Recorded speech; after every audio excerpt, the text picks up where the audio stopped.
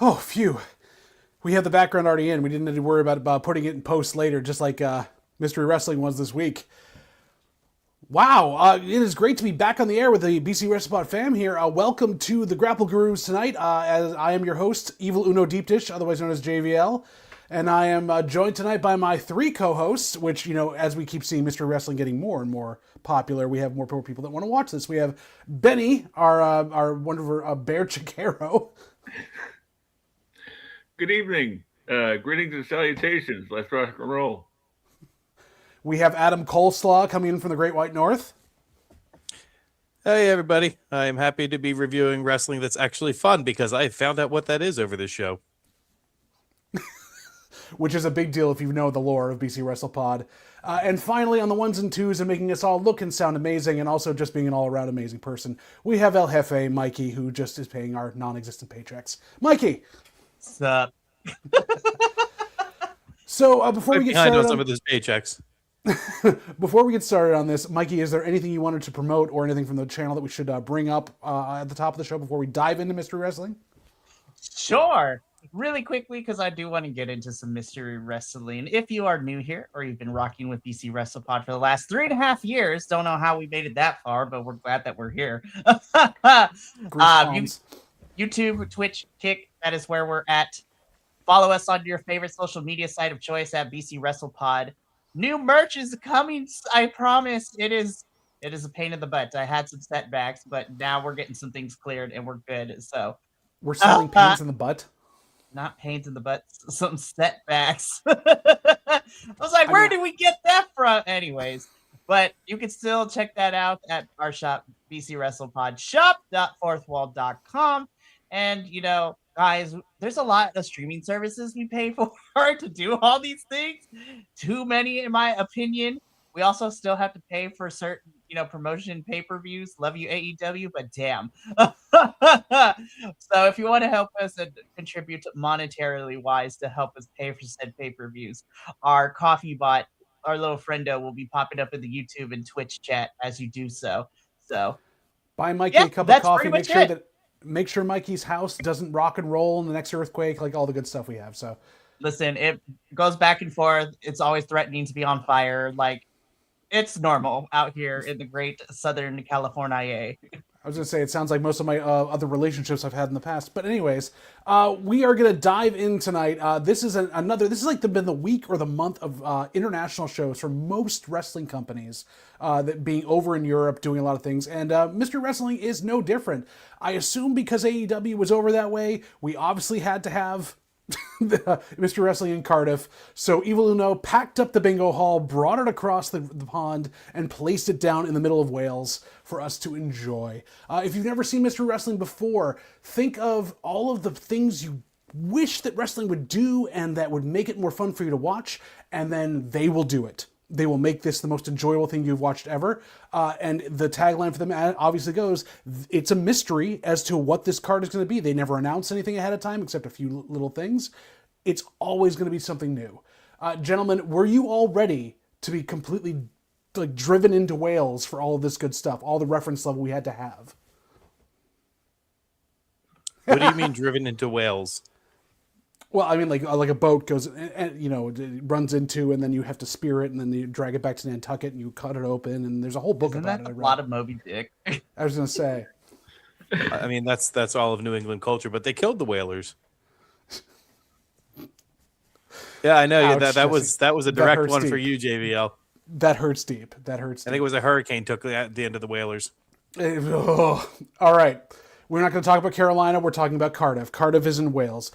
We start our night off, as we usually do, by introducing our commentary team. And we get them sitting at their commentary desk with a nice piece of paper from someone's notebook behind them saying, insert background in post, which is just a perfect way to start the day. I love that. And we have our lovely Evil Uno, who was announced early this time. He was going to be on commentary. It was a big surprise. And then some guy named Simon Miller, who we kind of like but really don't like. He has his ups and downs. Very nice. Benny, I want to go to you. You've now seen both episodes that Simon Miller has been on commentary for. Do you feel this one was superior, or would it lacked a little bit for you with him being on it again? Well, much like his shirt, I thought this appearance was XXXL. Well, that didn't make any Gooder. much. I know this. I did not think that one through. No, neither But did you know he. what? It was pretty great. It's always great to see Simon Miller.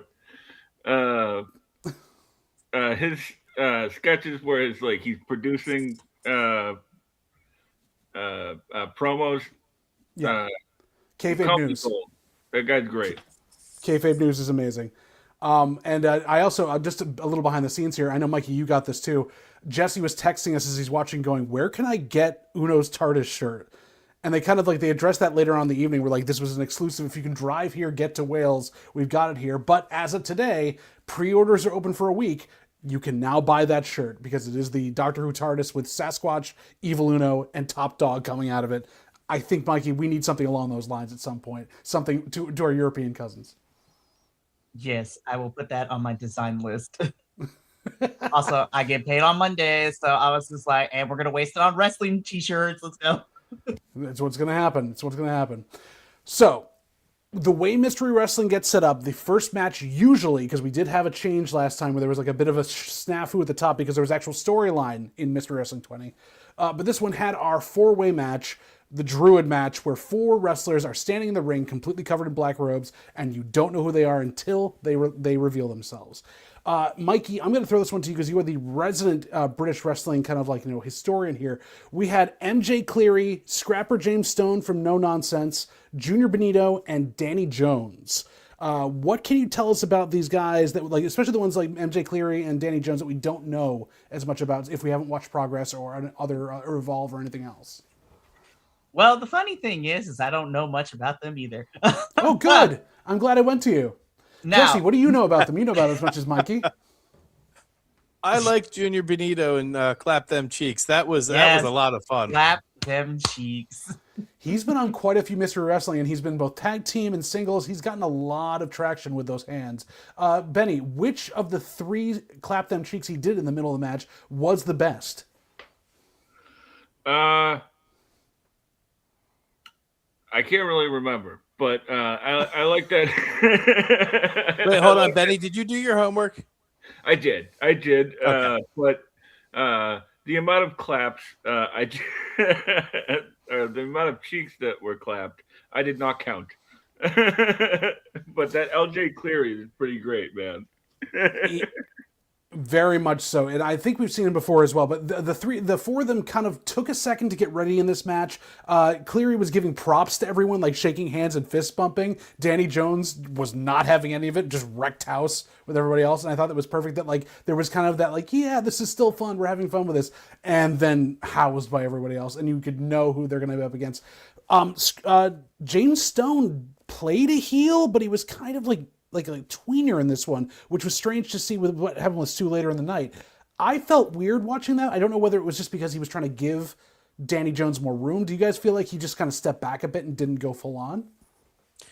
I don't know if it was that so much as since he is like a local favorite, he was having trouble playing as a heel because they didn't want to give him the heat. So I think that may have been a factor there.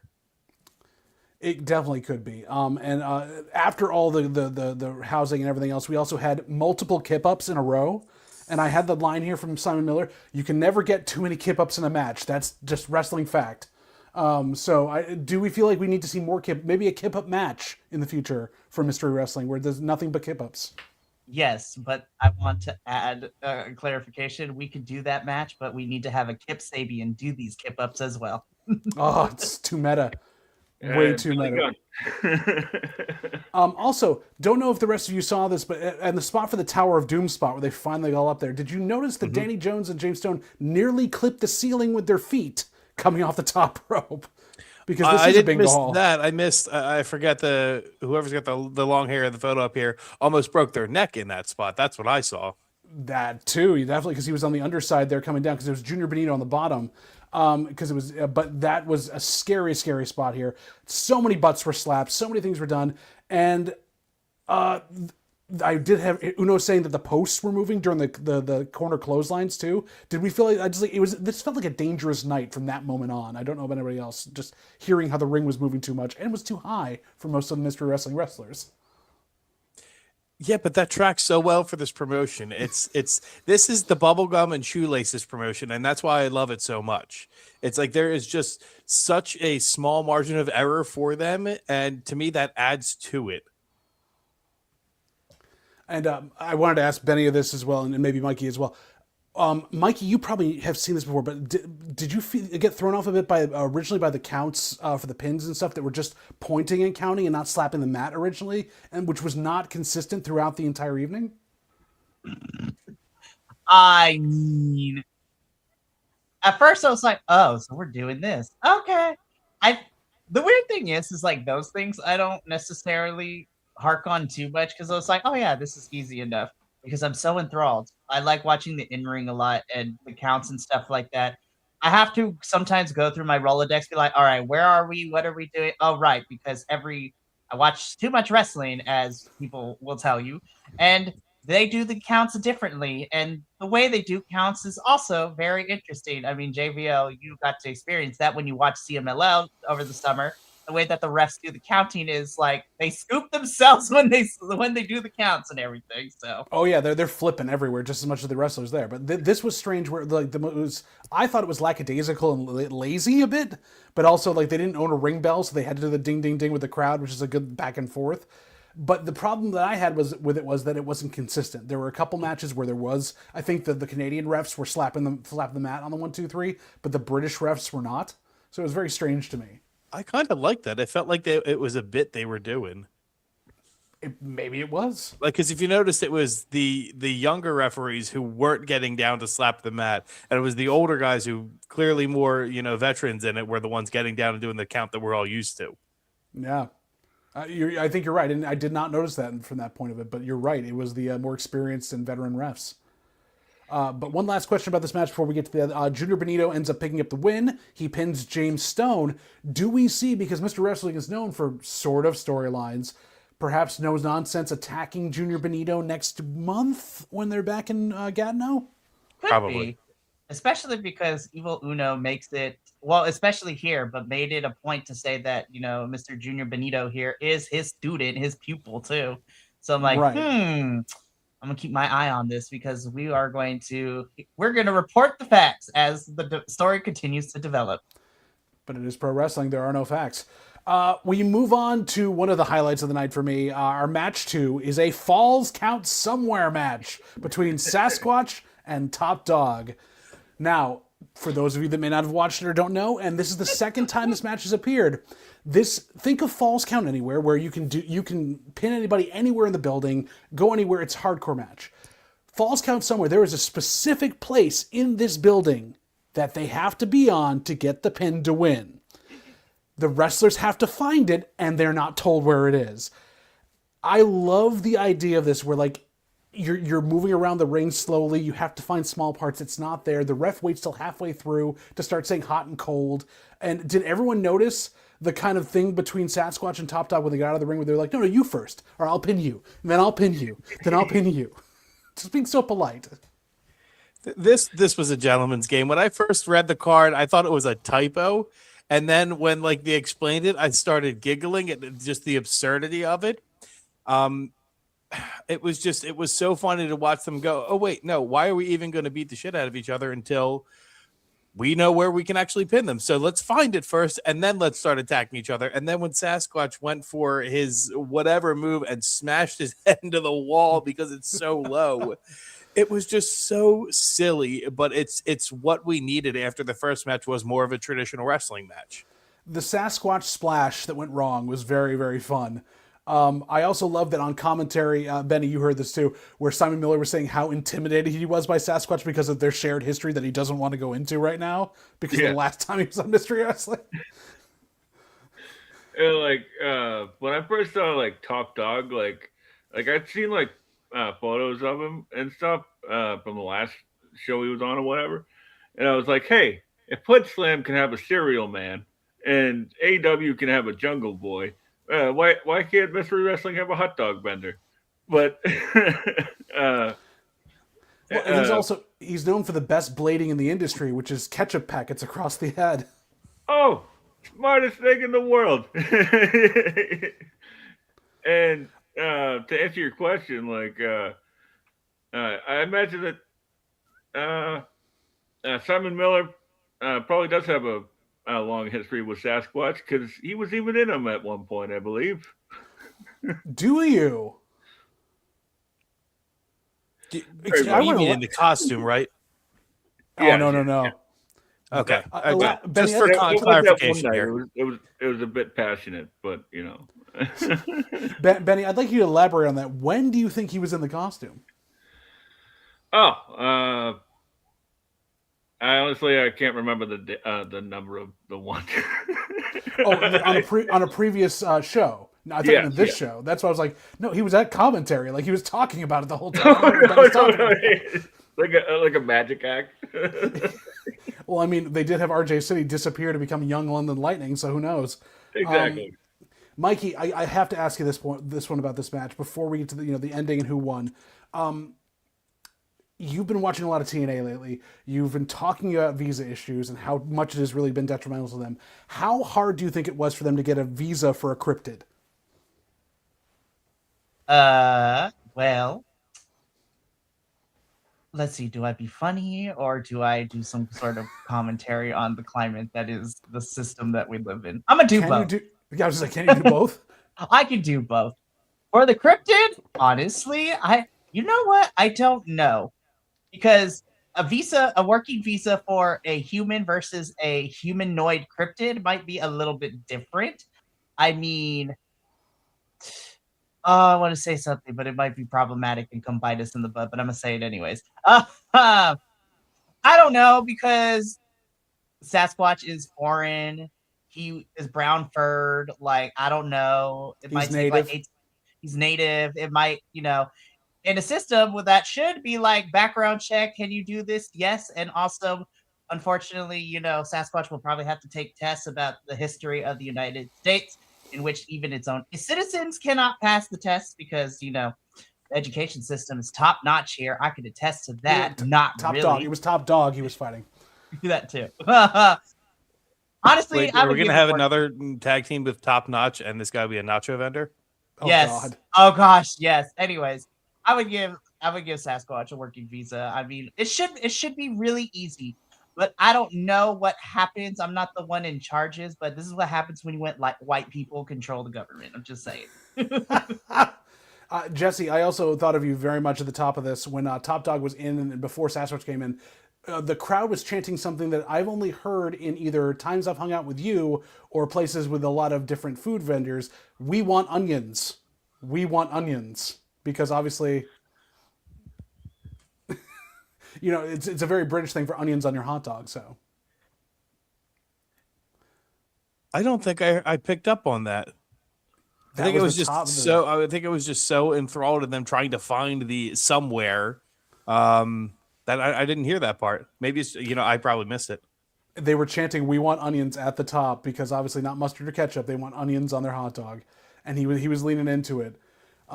Again, this match Shouting had "We want so many onions" at a different- wrestling show is tough though, because the one we went to that was most of the fans smelled like that, That's very and true. not in a good way. Thank you, GCW. That is the trade-off, unfortunately. Well, I mean, if y'all find yourself in California, you'll get a whole different smell in that venue. There we go. I look forward to the birria tacos. So the only other thing they're that so good. Birria bath. I need to ask Benny. I have to ask Benny this. Was there an ounce of you, and this is for all three of you guys, was there an ounce of you when they found the spot that you thought the magic trick was going to work and none of the cans were going to move?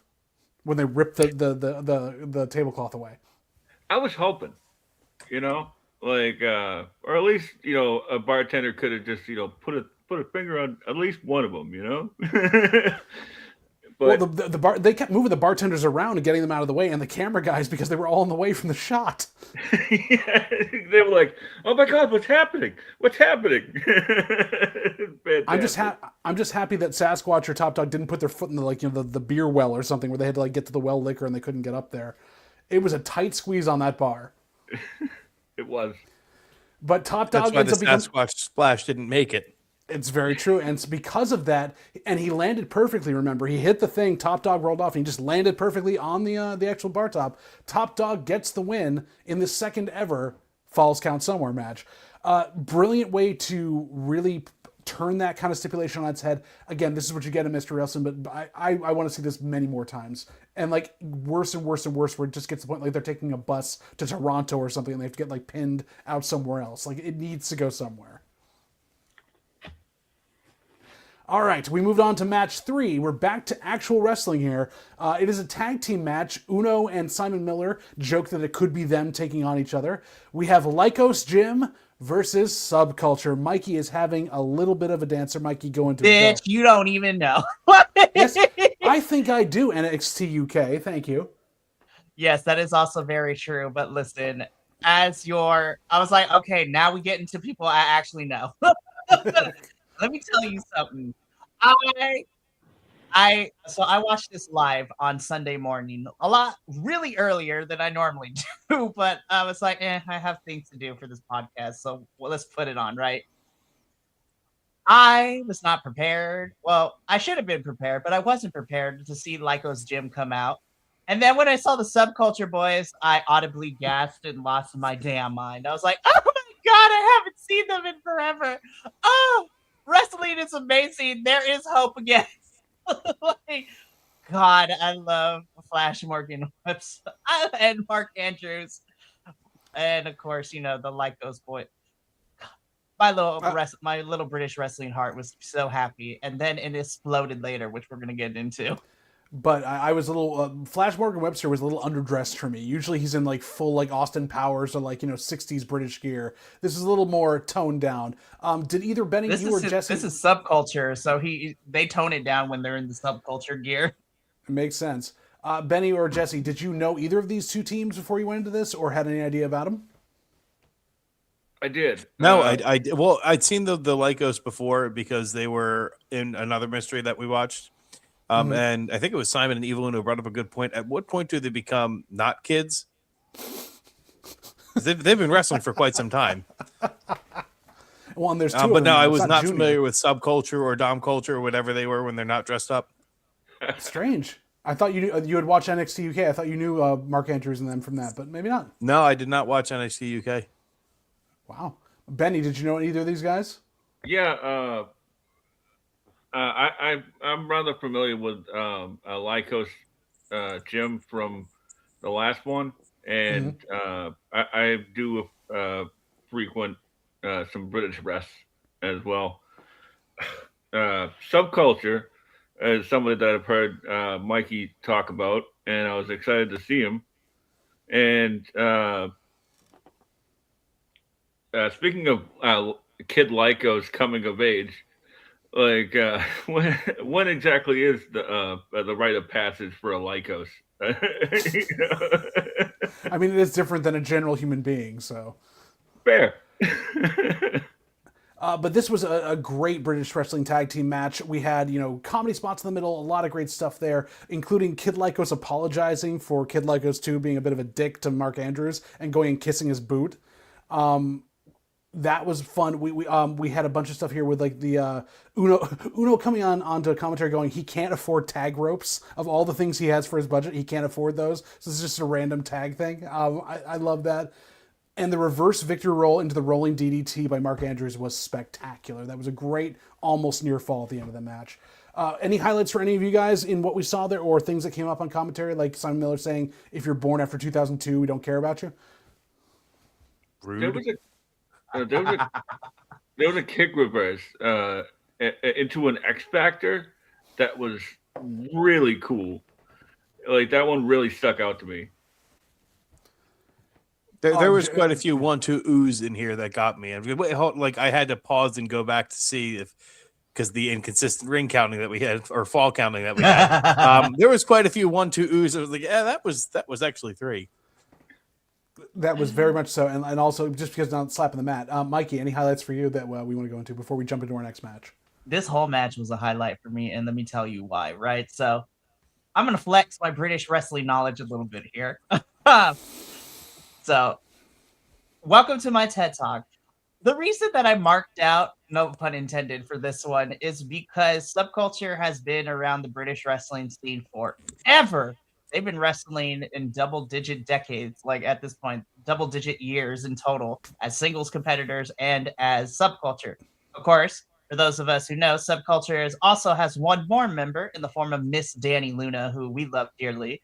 And I was kind of sad we didn't get to see her here, given that she's stuck in the UK along with Leon Slater for who knows how long. But still, it was pretty good. The reason this whole match was a highlight for me is because Subculture is essentially, they walked so Lyco's gym can run, essentially. And it made me really super happy to see the vets of Subculture mix it up with the still been wrestling for quite some time, but on the younger side of Lycos Gym, and they are the spiritual successor to British Still Tag kids. Team Wrestling. And still kids, yes. It was also nice to see the Lycos boys actually get along because over in Progress, they be fighting. It is a mess, and we're gonna talk about that on Monday when we review In Darkest Day for the Progress crew. But it's almost like continuity doesn't matter in mystery wrestling, so it doesn't matter. I know. But I really enjoyed this because it was the veterans and the quote-unquote young ones clashing together, and it made me super happy. I loved it. Took him to school. It was a beautiful, again, this entire night was a good mix of different styles that allowed you to kind of like go up and down and not get like too overwhelmed by the comedy or the wrestling. It was great. Subculture ends up picking up the win with the Victor Royal DDT, which was crazy, in a double Hurricane Rana. I'd watch them again in a minute, but we kind of have to go to the first half main event because this for me was close to being my match of the night. I don't know anybody else. This is what I remembered from Jesse texting repeatedly throughout the day when he was watching. I can't even find that text thread right now. This was a 2 falls in rounds World of Sports Entertainment rules match. Again, that comes into play. World of Sports Entertainment, not wrestling, not anything else. Versus James Ellis versus Cecil Nix, who had literally the night before won the Attack Pro Wrestling 24/7 title, which comes into play in this. Fun to see Cecil Nix having a title. Mikey, as you know, he was my one to watch this year. Like, he's having a blast of this. And if you don't know the behind the scenes on this, Cecil Nix is one of the people on the booking committee that comes up with the weird comedy ideas and just like takes them out there. He is brilliant, and this was a brilliant match. First off, Cecil comes out with his travel cup of bees and gets rushed by security because obviously you cannot let the bees out into... I don't know how he got that through customs. No one does. Yeah. But still, very good to have that off the bat. The crowd is wooing the belt. It's wonderful. Uno and Simon have no idea what the rules are of British wrestling rounds, which is always good. And they literally went through every sports entertainment trope in this entire match. I don't want to just go list by list, but there were too many to go with. Can I get from each of you your favorite spot in this match that was like taking the sports entertainment trope and breaking it? Oh, I think my favorite one and the most memorable is when Cecil Nix got himself disqualified for interfering in his own match because he was wearing a black hoodie with the hood pulled up. And an Evil Uno mask. Yes, and then he takes the mask off, the hood down, and he's no longer disqualified, and the match keeps going. Yeah, Just because of how much schmoz garbage finishes I've seen over the past at least decade of somebody interfering in a nondescript hoodie, and now the match is thrown out. It made me laugh, and this whole match felt like just a big old hey, sports entertainment. You're being absurd with how much you're running through all these tropes. Also, big props to Cecil Nix for getting those jeans on so quick. Benny, one of your favorite spots from this match? Definitely. He's going to the notes. The shirt palooza. Like, yeah, I definitely had to dip into the notes. What Benny's referring to is where the shirt palooza. When the refs would have Cecil Nix shirts on, we had changing allegiances back to James Ellis over this way. One of the guys from the tag team that had come out had then put on the ref shirt, became the ref. There was a lot of back and forth. Yeah, the triple turn. The triple turn, which then he threw out everybody else, which I loved. So Benny, what about that made sense? What was your why was that your favorite? To be honest with you, like when the guy who came out like put the ref shirt on and then threw out the ref, Oh man, that's my kind of humor. Always good. And Also, then Mikey, I gotta go ask. ahead, Benny. Go ahead, Benny. Go ahead, Benny. I was gonna ask what do you think the migration of the European or Canadian travel bees are? Well, they're out of their element, so Maybe I I would said that assume that wrong. they're. No, you had. I don't. I think they're out of their element enough. They won't be able to mix with the European bees, but they're very close. So who knows?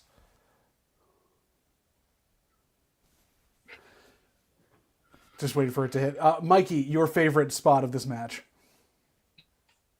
Man, I love it because we had these two going at it, and in the middle of this, Mark Andrews is like, "Hold on," it's like he comes back out and he has his own match. It's just like, and you just see Cecil and James like in like submission holds, and they're watching this match in the corner as it's going on. They're like, "What is happening right now?"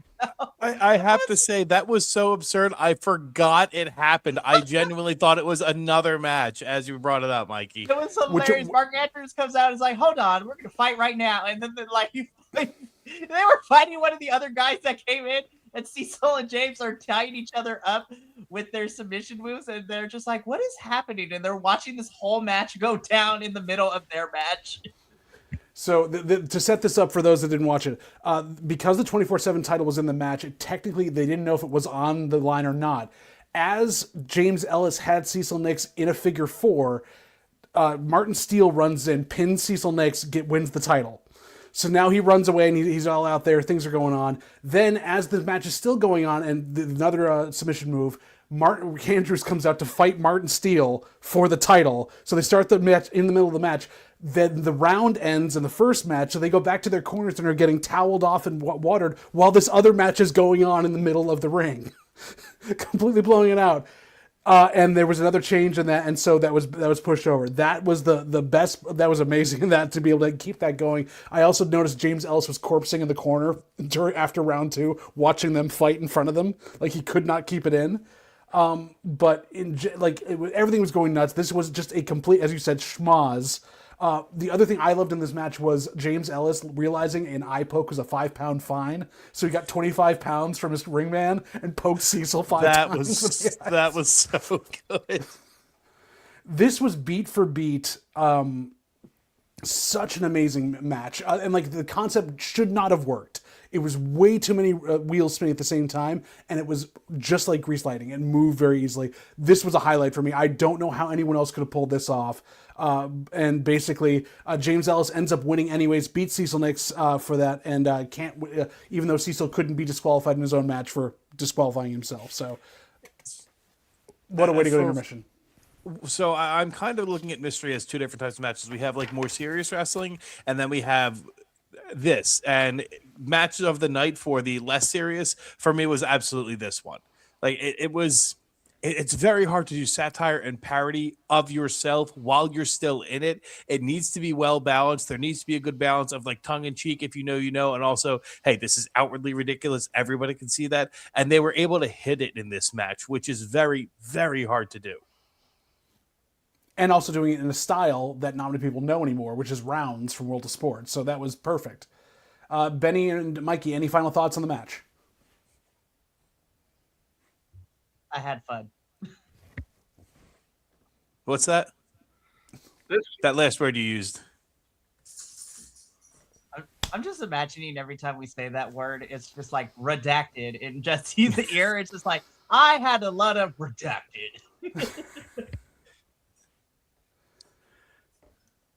What a fun match! Like the match inside of a match. Like it was too much going on at one point, but I was still here for it. Like I love like the shot of like they're doing like the chops in the corner, and like the other two are like doing the collar and elbow tie up. Fantastic. And the crisscross across them when the match went in between the two of them and broke them up, which was great. just again, Jesse, you said it the best. You have to know the line, and you have to do it perfectly, and they did. They went to that line, and they wrote it all the way through. And that's how we went to intermission. Intermission was wonderful. We talked about the upcoming events, when the next Mr. Wrestling is going to be there. And we come back from intermission to match 5.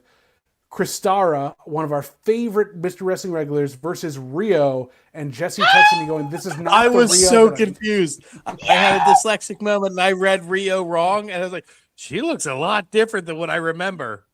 That's Riho. So R-H-I-O versus R-I-H-O. Yeah. Very I don't know, different Jesse. I mean, one of the biggest differences, this one in front of a she black. I was just like, I just thought she was taller. That's what I mean. That's what the difference I noticed. But Mike. Oh my God. Yeah, Mikey, go into it. Talk about it. Talk about Riho. Talk about your love. Go for it. So where I was pleasantly surprised with Lyco's gym and Subculture facing off against each other, Kristara coming out, I was like, I love this girl. She's one of my favorites here in Mystery Wrestling. But bitch, when Rio came out, I was just like, I was like, queen right here. Here's the thing, right? Because there's a lot of, at least in the current women's British wrestling scene, there is a lot of talent that is vying for that top position, from the likes of what we see, Miss Alex Windsor, and of course, Nina Samuels, Kanji, some of these, Lana Austin, Alexis Falcon, and even some of the younger upstarts like Harley Hudson, Rain Leverkusen. Like, there's a lot of strong women in the British wrestling scene. But if I had to pinpoint who is probably the queen in the current, wrestling market in the UK, Rio is that girl. And I'm just like, God, I may have woken up my family with my screaming when she came out, because I was pleasantly surprised. I'm like, oh, it's my girl. I love her so much. Oh. She made quite the show. So good. Well, and she and Kristara worked very well together in terms of their continuity and their chemistry. I also love they both got over the cats versus dogs argument the entire time of this match. It was hilarious. Oh, we should mention, though, because Kristara got to pick one of the 3 championships that Rio was holding, and it became a championship match. I'm like, oh, let's go. All right, let's do this. And this became they should do that. That should be the formula for whenever somebody's holding multiple belts, even like just the tag belts. It's like if it's a one-on-one match, you get to choose. Like, you got too many belts. I want that one.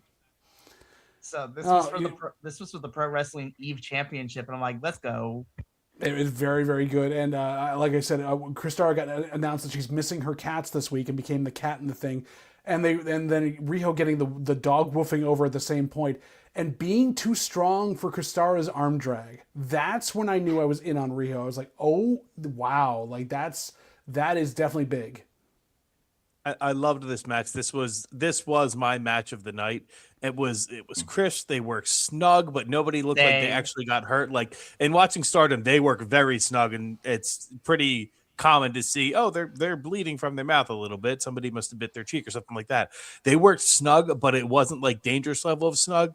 And I was just very impressed by both of their athleticism. I have to say the commentary on this one definitely threw me through a loop, because there was at one point where Rio had her in a crossface, and Uno goes, she's got her in a crossface. It's a Canadian thing. Like, whoa, we are acknowledging that one. Well, she wasn't crippled yet, but Kristara definitely had her in it. So, Benny, what do you think about this? To be honest with you, I'm sort of in the same boat as Mikey here. Like, I'm a huge fan of Rio, and with her defending the Eve Riot Girls of Wrestling championship. Oh man, I was so excited. Like, Eve is something special, man. It's like feminist punk rock with a little bit of cabaret. Oh my god, it's beautiful. Listen, sounds right up our alley. I'm trying to find for us to, if anyone is available, I really want to do a post show for Queendom, happening in March. I'm like, let's do it, y'all. Mikey, I got the way you can do it. Drop all your WWE stuff. We don't have to do it anymore. I honestly think because it's on YouTube too, I was just like, listen, we'll plan this out. We are going to be doing Queendom. Like that is like we're doing it. Oh, It'll replace like what was it like? Amira, she does like the nose flute. Oh my gosh. Harley Nobody Cameron. is ready for her match against Harley Cameron in March. I am not spiritually ready, but I'm here for it. Well, this was a wonderful thing. Comedy wrestling. Yes. There we are. So again, Rio picks up the win here, and to go back to that as well, I love that Uno did call out the fact as they're choosing which title he's going, which of these 3 companies decided they wanted to work with us? Who could it be? And it's Pro Wrestling, which made sense. So perfect way to end it there. Yes. Rio takes home the home win. We did wonderful there. We come to match 6. I was not ready for this. I don't know if any of you were ready for this. And we know the normal way that some of these matches go. Mystery Wrestling luminary Psycho Mike takes on Gene Money. I've never seen a mentalist trick done at the top of the show to give away the finish. Shout out to Gene with this picture too. Oh my God. But no, taking out and writing down the end of the finish like a mentalist show, putting it in an envelope and putting it to the side, and the bit where Mike had to try to get to it, he wanted to see what the ending of the match was, and he couldn't get to it, made me laugh out loud. I could not stop laughing. I just want to let you guys talk, just like the last one. First off, the full striptease by Mike at the beginning. Very funny. Loved that very much. But give me some of your highlights here. Like, we'll start with Jesse, we'll go to Benny, we'll go to Mikey. Highlights of this match, things that made you just completely guffaw out loud. So this whole match was absolutely like bizarre and bonkers in a good way. It did make me remember something that was definitely buried down as a bad wrestling memory, which was the AJ Styles Shinsuke Nakamura Richard kick match. Yeah. That's the right reaction to have on that. But they did it in this match in a whole bunch of different creative ways that actually made me laugh. Like, okay, it makes sense in this context. It's ridiculous. It's funny. It's absurd, but it works here. So it was like a nice, I hate to say this is a really weird thing to say, but it was almost like a palate cleanser based off of remembering that memory of AJ Shinsuke. They escalated it perfectly there. And to give you context, Jesse, there was an earlier match from a couple back where it was a low blow rules match where Mike had been in that before. And I was missing it from this one was they got into basically a dick punch hockey fight where they were both punching each other in the dick repeatedly in that one. So I wanted to see that spot again, but they even got the ref in on it too. Yes, they did. Oh, that poor ref. That poor ref got completely wrecked. Benny, highlights here. What do you got? Well, first off, like the "Who's Got Your Belly" spot with the chops in the corner. Oh yeah, blown raspberries. This match, I literally had to pause just because I was laughing so hard. Yeah. And especially after the crescendo of the ball spot, the ref falls onto Mooney, and then Mooney goes and he comes up like crotch, like, oh my God, this is perfect slapstick. Perfect slapstick. Well done. And also before that, the "I do not consent" that he yells out really loud. Mikey, highlight. I really enjoyed this one too. And here's the thing, right? So Psycho Mike, of course, getting to not only see him here, but all last year, getting him to interact with some really fun folks when he was part of the Maple Leaf Pro Wrestling shows, which, guys, I am so excited for this ROH, AEW, CMLL, New Japan, Maple Leaf Pro Wrestling crossover in March. Love to see it. So Psycho Mike is fantastic. Now, Gene Money of the Money family, the royal family of Progress Pro Wrestling. This is the perfect type of match for Gene because he is a comedy character in Progress too. with him and Session Moth Martina, who is also fantastic, by the way. Y'all need to go check her stuff out because she's also fantastic. And it's ridiculous too because Gene found his quote unquote long lost twin brother in the form of Koga from Pro Wrestling Noah. So it's just like white British man, Japanese wrestler, twins.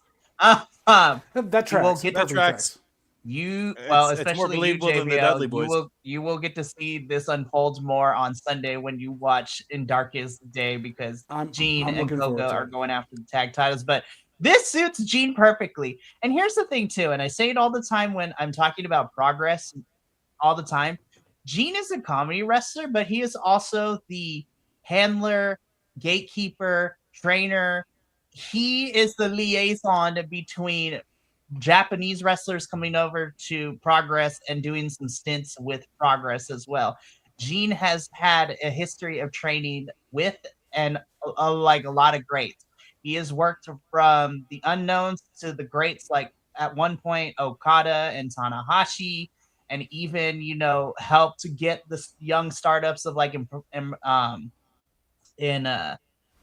Wrestling Noah, like their golden boy right now, Kaito Kiyomiya, and just he has worked that Japanese style, and he gets his flowers from me because I was just like, oh, you're funny, and you can actually pull out the good stuff when you need to as well. So very much. This match was hilarious to me. I loved it.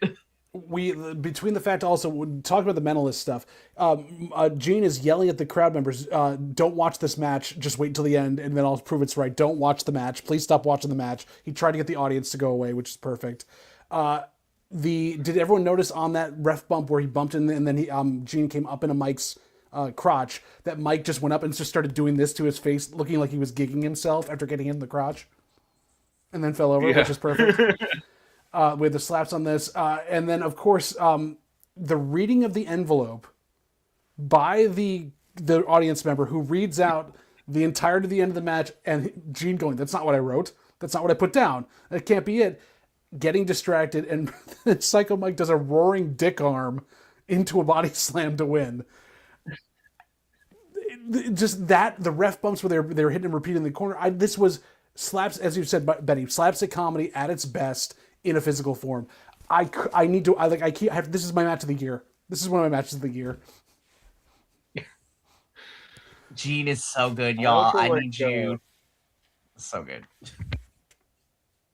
It's so good. Like I was just gonna say is that like I like that G Money like also kicked out at like 5.9. Like as Mike is like on the turnbuckle, like he's like just put his arm up, which is great. And did everyone catch on commentary when they were Simon Miller was talking about him? He going, yeah, apparently he's got mysterious powers like the Undertaker or Lance Storm. I didn't get to Lance Storm line. I was cracking up. I was like, not the Lance Storm. I was like, oh Lord. I will say this to all the BC WrestlePod fan out there: if you watch this match and like, you will laugh so hard out loud, your family will think you're ridiculous or something's wrong. Go back and watch this. Yeah, our families already know. They do. That's why we get away with it. And some of us indoctrinate our family into this cult of pro wrestling. Y'all have known how y'all have known how April 2025 to now has gone with me and Mama LaGuillo. She is now my ride or die. It's so crazy. Has she watched this yet? No, I'm going to though. She's excited because she's excited. Well, looking towards the future, I'm going to show her this, so this should be fun. She's finding wrestlers that she loves. Of course, they are the most popular, but you know what? I don't mind because she loves her some Thunder Rosa and Kyle Fletcher and Will Ospreay. She also loves, as everyone does, Joe Hendry. So I was just like, this is gonna be fun. But I'm excited to show her this match. I was like, look what I watch on occasion. She'll love it. She'll love it. And again, we come to the end of our show. This is the last match, the main event. And you think, how are you going to follow Psycho Mike and Gene Money? How is this going to happen? This is for all the marbles, for the Mystery Wrestling Championship. Stu Grayson taking on the returning from a major injury 2 years, the belle of the ball, the most theatrical wrestler we've ever seen in a while, Cal Noir. I knew nothing about him coming into this. I knew nothing about how he did it. He comes out barefoot, and hearing both the history on commentary about him, how he worked this match, and how flamboyant he was. I don't know. Did the rest of you fall in love as much as I did with Cal? I'm gonna wait my turn because I'm a gush. Because again, flexing my British pro wrestling. Yes. I'm trying to think of the best way to work my way through this thread here. It's gay. You can say it. It was gay. This is the most. I don't know what that word means either. This Nice. I loved the theatrics. I thought the wrestling itself was very, very good. I'm getting a little tired of the no nonsense club, which I get. I know we're building to a bigger story. At least I hope, and Evil would take it back from Stu Grayson. I don't know this match. While it was well wrestled, it just didn't really do it for me. I didn't really enjoy it too much compared to everything else we had on the card. I feel like this would have been better, and I know it's the title match, so it makes sense as the main event. But I feel like this would have been better in the mid card. Interesting. Now, I don't have the history and the context that you guys have. I haven't watched as much mystery wrestling. I haven't been experienced with Stu Grayson all that much. And I got to say, I've never been sold on barefoot wrestlers for some reason. I get more concerned about their foot health than anything else. Well, and that's the point. That makes the drama there, as Stu was stomping on his feet the entire match. And that's where he was injured, too. He was out with a very nasty foot injury for a long time. Got crushed. Benny, what did you think of the match? I think this actually might go on one of my match of the years lists. Boy, are we not even in the same book? Yeah, it's okay. Opinions are. Everybody's got a different one. I took the high road. Because there's more to that statement, but okay, keep going, Betty. I won't interrupt. Opinions are like 5 assholes. seconds. Everybody has Mike, one. hey, behave yourself. No. And they all stink. No, Good. I just met you. I'm not gonna call you an asshole. You know what I mean? I'll be the asshole. I will, but that's because we're friends. Exactly. Can we let Benny talk, please? What? So, Karen Noir, All right, Benny, go ahead. From what I know of them, I'm a huge fan. And Stu Grayson. What else can I say about Stu Grayson? Right? We all know how great Stu is. He just might be probably one of the best hands that Canada has on the indie scene. But this was awesome. But I will concede that it did get a little messy in the middle, where I was like, okay, wrap it up. But then there they was brought a it home. second gear Really. needed to hit. They needed to hit a second gear in there somewhere where it was just kind of the same energy all the way through. Exactly. I can see that. Mikey, so first off, for all of us that are going to be ready for this, Mikey's going to go on for about 2 more hours. So just get your coffee, get your tea, get a nice or easy pillow and put it back behind your back for lumbar support. Mikey, go ahead. Let's hear it. So, to play spoiler for a little bit, I'm actually going to be in the middle here. I am going to, because I'm agreeing with Jesse in certain points he's made, and I'm agreeing with Benny in certain points as well. But to give a little bit of context, again, subculture, like goes Jim, giddy as a schoolgirl, right? Yelling when Rio came out caused a riot when Car Noir stepped out, and I was just like,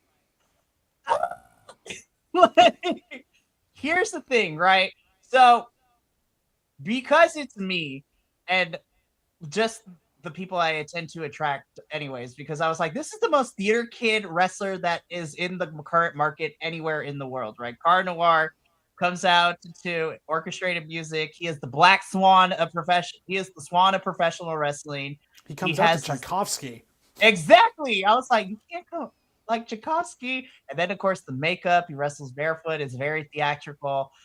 I have been following Cara Noir for a very long time, and I'm so happy. Now, JVL, you brought up that he was out for 2 years with the foot injuries, but it was really nice to see him come back at the beginning of last year because, again, progress is mine and it started with me and Andrew, and so Cara Noir coming back, and he's been really, really great.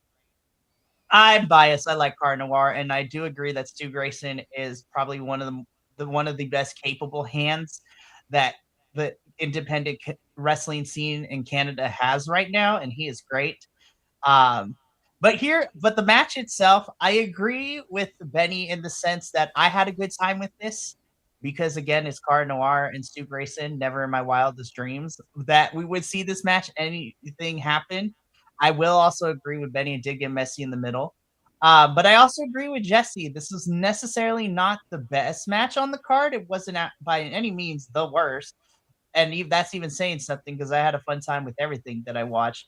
But I do think that we could have stepped it up into a gear. I understand why, because again, this was last week on Sunday when this aired and when this all went down. But I think that Progress is like, hey, we're going to lend you Cara Noir, but let's not try to have him go all out like he normally does because we can't risk him getting hurt because he has a match coming up this Sunday for the Progress Men's World Championship against man like Darius. And so they're like, we probably don't want Cara Noir to get hurt because we want him to have this match with Darius come next Sunday. So I feel that that's also why, but I had a good time. Cara Noir is always great. Again, he's been part of some of my favorite modern wrestling feuds. And dare I say, I think his feud with Spike Trevay, who also returned to Progress recently, is probably one of the best wrestling feuds in any men's division across the world in the last couple of years. And I put my reputation as a wrestling fan on the line for that one. Well, and you see that they bring these guys, this quality of wrestling and mystery wrestling, to have these wonderful matches. This was brutal in a couple of big neck shots that were done during it. A couple of Ushigoroshis that went a little sideways, so we saw both Stu and Cara get like bait up a bit. We had a great kick into a Hurricane Rana, basically a reversal there. And yet Stu did what he could in terms of making the brutality there, but I think you're right on both of this, for both Benny and Jesse, that it just wasn't up to the level of like, this is a championship match. It was just kind of an exhibition. Yes, Jesse. I was looking for the raise my hand button in here, but StreamYard doesn't have one. Mikey, I'm not going to argue this. I'm just going to state my opinion about the biggest theater kid in professional wrestling, because it's not this person. It is Dalton Castle, and I'm not going to have you bury him like that. That is very true. Now, if you want to make both me and Jesse happy in wrestling gods, you would put Cara Noir and Dalton Castle against each other, because Or on a tag that team. would be Or on a tag team. That is money right there, and we are not leaving that on the table, Jesse. Let's make some phone calls. You it will happen. make dollars and cents, fistfuls of dollars if you put those some together. toonies and some loonies. If Mr. Wrestling can put it together, they'd be better. I will also say, just to sidebar with commentary on this, Simon Miller basically saying that fellow balds should stick together, but Stu is letting them down. Always great to hear that from Simon. And this It's is a bad me. look for Stu. Is a bad look for bald people. Yes, and I earned the right to say that. And I'm putting this out to the world also. Take this for the free that it is, Evil Uno. We need a Simon Miller, Stu Grayson hair versus hair match. Yes, just have them get horrible wigs. This is like, yes, go to Party City. Yeah. Who do we have be the special guest referee? Bobby Lashley? Oh my god. I mean, he's hurt. He's not wrestling right now, so Could work well. I mean, it's his business to be hurt. Stokely. Ooh, very nice, Jesse. Yeah. Very nice. Very nice. All right, Basic WrestlePod fam. That was the end of Mystery Wrestling for this month. There is, though, we were told, a secret show they did the day before, Mystery Wrestling 21.5, which had another 2 hours of wrestling they put on there, including a 3 Stages of Hell match between Psycho Mike and Cecil Nix. So we will be watching that in the next couple of weeks and getting that to you on the 12th of February. We're going to be reviewing that. So if you haven't joined Mystery Wrestling's Patreon yet, do that so you can see this match now, or wait a week and they're going to put it out for free as well. So you can't miss this. You need to see it. But final thoughts from all three of you on Mystery Wrestling 21. Was it worth the trip to Cardiff, to Wales? Absolutely. Absolutely. I'm just heartened to hear that Jesse learned 100%. what fun was. 100%. Yes. Now I might forget, but at least at this point, I have some grasp on the concept. Well, for all of that then there, Mikey, is there anything else we want to bring up about coming up the rest of the week before we head on out of here? Yeah, sure thing. Of course, we are closing out this week tomorrow evening with the TNA crew, where we will be reviewing TNA Genesis. Listen, it has been a rough go for us the last 2 weeks. Everyone on the internet came together for once and all agreed that the AMC debut of TNA was doo-doo. And somebody who defends TNA till the cows come home, that show broke me, and it broke my rules for report cards, guys. We're barely into 2026, and that episode earned itself a D on the report card. It was rough. But myself, both sets of wills will be there reviewing TNA Genesis. Of course, I and one will be giving the perspective of watching it together over the weekend. And then, of course, our Papa also will be giving us his insights, as him and the husbando was there live in the arena because it was from Dallas, Texas. So there we go. We're going to talk all things. And then next week, we got some crazy stuff happening. You know, we still got our regular stuff of AEW, NXT, CMLL, more TNA goodness. But Monday, we have a Progress Wrestling review, which, you know, it's not just going to be me this time, hopefully. But we're getting the Progress crew to review In Darkest Day. And then, of course, in February, the counter show to that is In Brightest Night. I was like, just get Green Lantern, you guys. Like, come on now. It's the White and Black Lanterns. It's basically what we're going to. But yes. It is going to be great. And then, of course, next Thursday, finally, we get our first MLW show 2026. Battle Riot is going to go ham. And you know what? It's going to be a fun time, especially with MLW Fusion supposedly coming back. And we might have weekly MLW stuff happening. So stay tuned. But yeah, that's going to be it. Well, then, for all of us here, thank you to Benny for being here today. Thank you to Jesse, i.e. Adam Coleslaw. Thank you to Mikey for keeping the ones and twos. And thank you all for joining us tonight, whether it's live right now, joining us for our YouTube upload, or for all of Mikey's cut-up shorts that actually do really well because it's only him talking. We really appreciate all of you coming here to BC WrestlePod to get your wrestling fix, because you're not only just listening to us, you're part of this group as well. Mikey will hire you at some point and put you on a show. Anyhow, it's true, you guys. It's true. Algorithm. Pick somebody else who's bald with glasses. Algorithm. Pick somebody else who's has a theater bald background. It's a theater background or part of the LGBTQIA2+ community. Or both. But either way, thank you so much for joining us for this and for Mr. Wrestling. Go and watch it if you haven't. And remember, stay iconic because you always are, and so are we. And we'll see you on our next video.